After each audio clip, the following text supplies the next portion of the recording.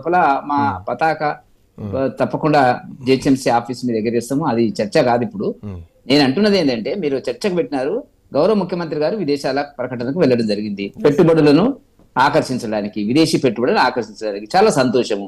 అక్కడ ఏం జరుగుతుందో వాడికి అర్థమైతే లేదు.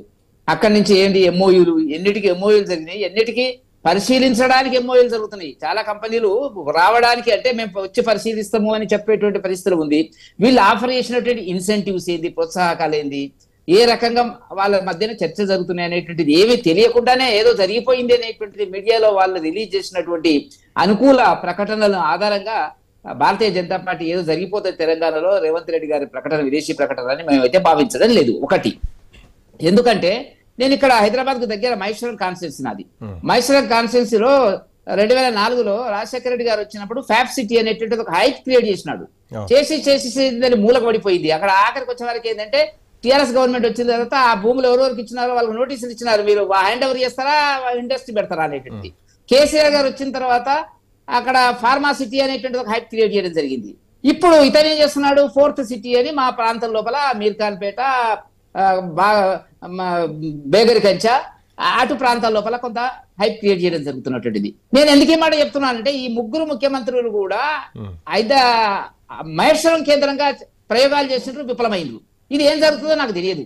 ఎందుకంటే ఇప్పుడు కొత్తగా రేవంత్ రెడ్డి గారికి ఉండే వ్యక్తిగత అనుభవం ఏంటంటే, రియల్ ఎస్టేట్ అనుభవాలు ఉన్నాయి కాబట్టి కొంత హైప్ క్రియేట్ చేయాలి. ఆర్థిక పరమైన అంశాలు చాలా ఉన్నాయి, డబ్బులు లేవు, అనేక వాగ్దానాలు చేసిండ్రు. ఇప్పుడు విదేశీ ప్రకటనలో వాగ్దానం ఇంపార్టెంట్. వాగ్దానానికి నమ్మకం ఉండాలి, విశ్వాసం ఉండాలి. కంపెనీలు హైదరాబాద్ వల్ల రేవంత్ రెడ్డి గారి ఆకర్షిస్తేనే జనం వస్తున్నారు, పారిశ్రామిక పెట్టుబడులు వస్తున్నాయి అనుకోవడం పొరపాటు. హైదరాబాద్ ఆనాటికి కూడా ఇవ్వాలటి కూడా దేశంలో 4th ప్లేస్ లో పెట్టుబడులకు సంబంధించి కానీ లేకపోతే సాఫ్ట్వేర్ కు సంబంధించి కానీ స్థానంలో ఉన్నమాట వాస్తవం. సరే, ఆయన వెళ్ళాడు, అతను ఒకటి కొంత డిఫరెంట్ కనపడాలి కదా. ఇప్పుడు ఇక్కడ పెట్టుబడులు బాగా జరుగుతున్నాయి అనేటువంటిది వచ్చిన తర్వాత ఏం జరుగుతుంది, ఏం జరగబోతుంది. నేను ఎందుకు ఈ మాట చెప్తున్నానంటే, రేవంత్ రెడ్డి గారిది కానీ కాంగ్రెస్ పాలన మీద విశ్వాసం ప్రజలకు లేదు. వాళ్ళ మేనిఫెస్టో, ఇప్పుడు మిత్రుడు ఉన్నాడు కదా, మేనిఫెస్టో ఒక్కొక్కటి చదవండి. ఇంతవరకు ఇంప్లిమెంట్ చేసింది ఒకే ఒకటి ఇంప్లిమెంట్ కరెక్ట్ గా ఏం జరిగింది, బస్సు పాసులు ఫ్రీగా ఇచ్చినారు. అది కూడా మీరు చెప్తున్నది ఎన్ని వస్తాయో ఎన్ని రావో చూద్దాం భవిష్యత్తులో అన్న మాట వేరు. ఆకర్షించడానికి ప్రయత్నాలు జరుగుతున్నాయి అన్నటువంటి వర్షన్ ఆకర్షించడానికి మేనిఫెస్టోలో చెప్పింది ఒక్కటన్నా ఇంప్లిమెంట్ చేసినరా. నేను ఒక్కటి అంటున్నా, బస్సు ఫ్రీ తప్ప, అది కూడా టికెట్లు తీసుకునే వాళ్ళు నిల్చొని పోతున్నారు, బస్సులు లేవు కాబట్టి. టికెట్ లేని ఉచితంగా ఉన్న వాళ్ళు సీట్లలో కూర్చొని పోతున్నారు, ఒక్కటి తప్ప. ఏదాని అన్నిటికీ తూట్లు పడుతున్నారు. ఇప్పుడు రైతు రుణమాఫీ ఏం చేసినారో చెప్పండి. వాళ్ళ మేనిఫెస్టో చదువుకోమనండి మిత్రులు, దగ్గర ఉంది వాళ్ళ మేనిఫెస్టో. దాని మీద ఒక చర్చ మీరు దయచేసి పెడితే మాట్లాడదాము. ఉచిత కరెంటు అన్నారు, 200 యూనిట్లు ఎవరికి ఇచ్చినారో చెప్పమనండి. అదేవిధంగా సిలిండర్ అన్నారు, 2500 రూపాయలు మహిళలకు అన్నారు. వాళ్ళు ఎక్కడైనా వర్డ్ వాడినరా? నేను అప్రిషియేట్ చేస్తా. టీఆర్ఎస్ వాళ్ళు అర్హత గల అని వాడిన కొన్నిటికి అర్హత గల వాళ్ళకి ఇస్తాము అన్నారు, సంతోషము.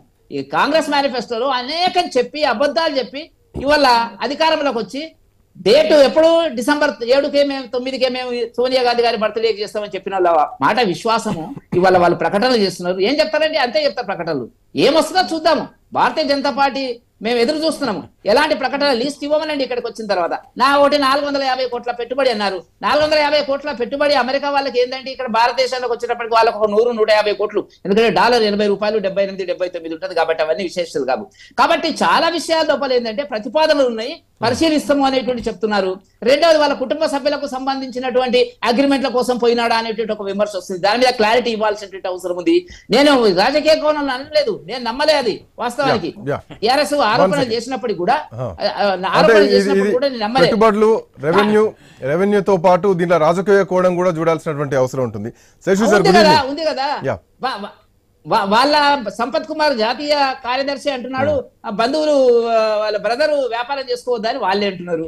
కాబట్టి అంత సులభంగా రేవంత్ రెడ్డి గారు ఇచ్చినటువంటి గ్యారంటీలండి లేవంటే గ్యారంటీలే పెట్టుకోవచ్చు. గ్యారంటీలు వీటి మీద ప్రజలకు నమ్మకం లేదు కాబట్టి వాళ్ళు ఒక హైప్ క్రియేట్ చేస్తుండ్రు.